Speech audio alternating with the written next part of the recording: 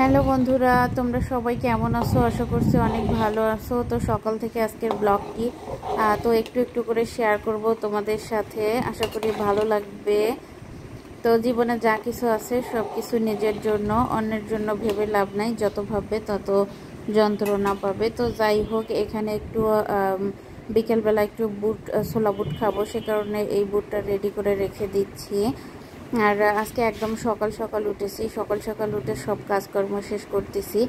আর প্রতিনিয়ত শরীরটা কিন্তু এমনিতেই ভালো থাকে না, তো যখন একটু ভালো থাকে তখন একটু বেশি করে রান্না করি।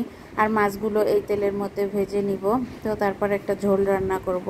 আর খিচুড়ির সাথে কিন্তু এই যে আলু ভর্তা খাবো, সে কারণে ভর্তাটা বানিয়ে নিচ্ছি।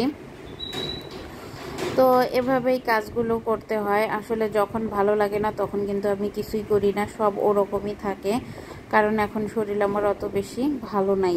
তো সবাই আমার জন্য দোয়া করবে। আর দেখো, আমার একদম শখের ঢাকনাটা আজকে ভেঙে গেছে, মানে উপর থেকে কেমন যেন পড়ে যেয়ে ওই ভেঙে গেল। তো যাই হোক না কেন, এখানে মাছের ঝোল রান্না করব আলু বেগুন দিয়ে, সে কারণে মশলাটা কষিয়ে নিলাম।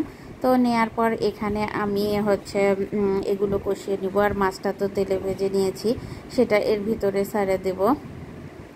তো আসলে আল্লাহ মানুষকে সব সময় হেদায়েত দান করুক। তো সবাই ভালো থাক, সুস্থ থাক, এই কামনা করি, কারণ শরীর সুস্থ না থাকলে কোনো কিছুই ভালো লাগে না। তো যখন আপনি অসুস্থ থাকবেন তখন কিন্তু আপনার কোনো কিছুই ভালো লাগবে না। তো তারপর এখানে ঢেঁড়স ভাজি করব। আর ঢেঁড়স ভাজিটা একটু আজকে ভাজা ভাজা করব। আর ঢেঁড়স ভাজিতে অনেকে বলে যে এই যে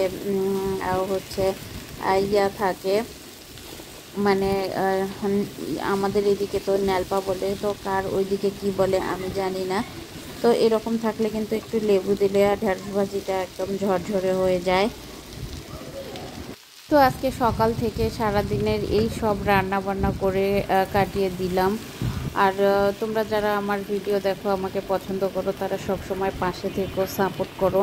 কারণ এখন আমি খুব ছোট ছোট ব্লগ ভিডিও দিচ্ছি, আর হয়তো বা একদিন দুই দিন আমার গ্যাপ পড়ে যাচ্ছে, কারণ প্রতিনিয়ত আমি ওইভাবে দিতে পারতেছি না। কারণ কি, হয়তো বা একদিন বেশি করে রান্না করে 2 দিন ধরে খাচ্ছি, বা বাইরে কম যাচ্ছি, সে কারণে এ ধরনের কোনো ব্লগই শেয়ার করতে পারতেছি না বন্ধুরা।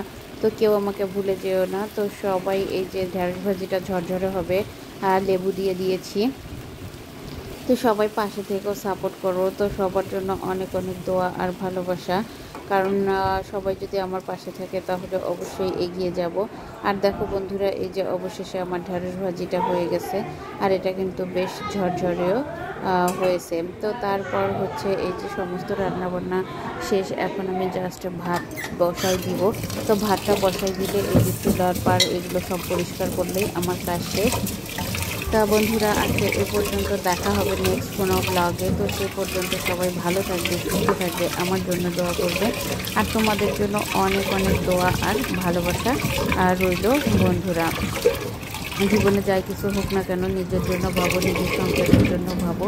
তো এটাই সবার কাছে কামনা। আমি চাই না কেউ কখনো খারাপ থাক। তো যাই হোক না কেন বন্ধু, আসলে কথা বলতে গেলে অনেক কথা বাড়ে, আবার কথা বলতে গেলে কথা থেকেই যায়। তো যাই হোক, এই ভাটা কেটে দিলেই কাজ শেষ হয়ে যাবে।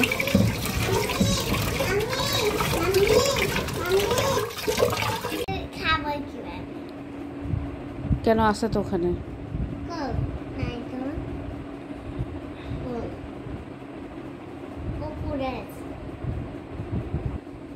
ব্যাগের মধ্যে আছে।